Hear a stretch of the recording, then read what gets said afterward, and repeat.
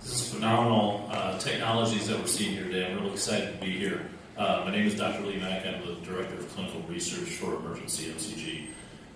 Emergency MCG is really revolutionary. It's the most disruptive technology in cardiovascular diagnostics probably within the last 100 years.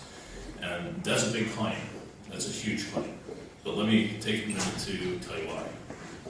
So as we know, and as everybody's discussed earlier, these numbers are pretty familiar. I think most of us have them memorized. But most victims of cardiac event or heart disease, the first time we know about it is in the emergency room. We know family and friends, we get called to come down to the emergency room because they've had a heart attack or cardiac event. Current cardiovascular diagnostic technologies we're all familiar with are ECG, CT angiogram, which is kind of a standard of care right now. And then the stress tests. We do a lot of stress tests. That's our next step in the progression of diagnosing. The big challenge in initial consultation for cardiac conditions is, what do we do with the in-between patients? Typically we observe them, we try to work them up a little bit more, figure out, are we sending them home? Are we going to keep them? Are we having cardiovascular come down and elevate it to the next diagnostic step? So it's been a real challenge. It takes a lot of time in the ED, a lot of time in the emergency to assess these in-between cases. So the accuracy of the MCG, and just as a side note, we have 15 years of data and about 8 big or large studies that have been conducted in Germany and Japan. And as you can see, the MCG, even at 40% stenosis, we can detect with 90% specificity. So right now, we're having patients come in with fairly closed off vessels and 90% stenosis, and we're working through them, and the patient's gone too far at that point. Wouldn't it be nice to be able to detect 5-7 years earlier a patient or participant, depending on what venue we're talking about, where we can detect 40% stenosis, correct it with diet, a little exercise, perhaps a pharmaceutical, so the patient never gets to the 90% stenosis state. So to that end, right now we have clinical studies at Orlando Health, 2,200 participants that we have in place right now that we're working toward.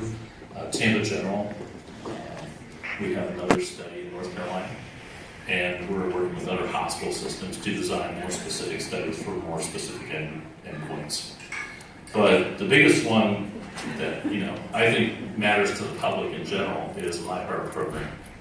And this is designed as a phase 4 trial for basically detecting all these diagnoses at the general practitioner level. So we want to get to the patient before it becomes an event. We want to get to the patient years before they are presenting ED. So to that end, if we start MyHeart program, and that's what we're gearing up for and wanting to do as our next step as a company, we can diagnose at the GPs, and within 10 minutes, we kind of know what we want to do with that patient. So, I think. Do you have any intellectual property behind this? Yeah, we do. We have, this technology is a bit, it's taken a few decades to actually develop. Our database obviously came in 42,000 patients that have been reviewed by 3 cardiologists to overnight. So that data is taking a long time. We do have an initial patent. We have a secondary IP. So the IP is based on the software and the actual mechanics of how the data is processed. If that answers your question. We have second IP in place. You also showed up on your demo that you have a very different way of actually collecting the data through your device. Can you talk a little bit about what makes that are different or the competitive advantage? Well, it is. The biggest point is we're taking, an existing, thing that we all know in medicine, which is the signals from the heart that we typically use on the ECG. But in our point, we're actually taking those analog signals and digitizing them. So to that point, the more digital points you put on a wave, the more accurate it's going to be.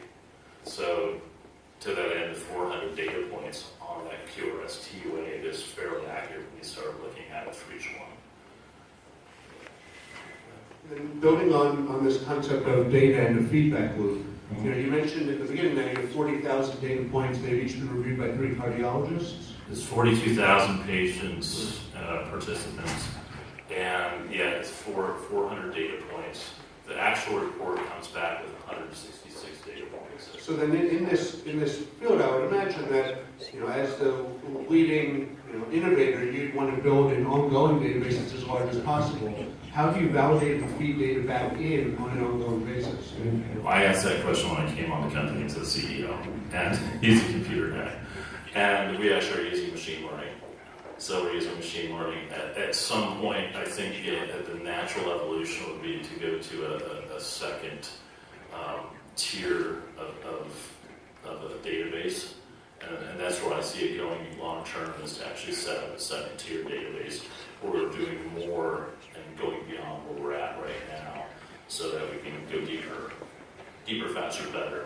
Meaning that your first set, 42,000, they've been triple verified, you can call them true. Right. The next data set, you don't have as high confidence in each data point that you can treat. Yeah, and what I like to do is use that data to actually use algorithms to basically sniff out and find correlations that we never even thought of.